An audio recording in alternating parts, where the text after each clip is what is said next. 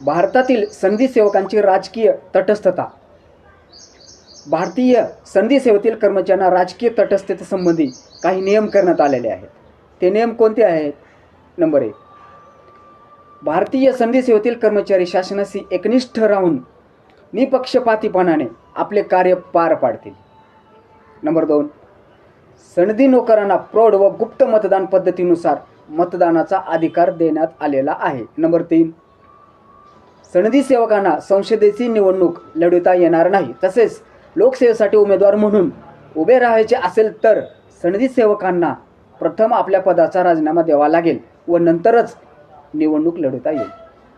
Number 4, स्थानिक स्वराज्य संस्थांच्या निवडणुकीस सनदी सेवकांना उभे राहता येणार नाही.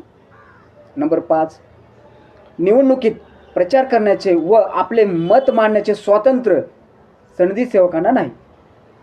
दूरदर्शन, वृत्तपत्रे, सभा इत्यादी माध्यमाद्वारे सनदी सेवकांना आपले पक्षीय मत मांडता येणार नाही व कोणत्याही राजकीय पक्षाचा प्रचार व विचारांचा प्रसार करता येणार नाही.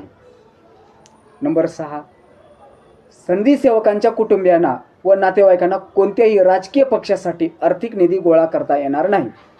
तसेच कोणत्याही पक्षाला आर्थिक मदत देता येणार नाही. नंबर 7, सनदी सेवकांना कोणत्याही राजकीय पक्षाचे सदस्यत्व स्वीकारता येणार नाही.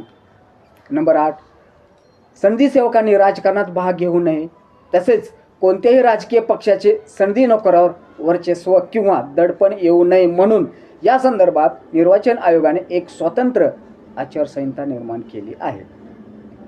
तसेच नंबर 9, प्रत्येक संधी सेवक आपल्या कार्याशी बांधील राहून निष्ठेने भूमिका पार पाडतील.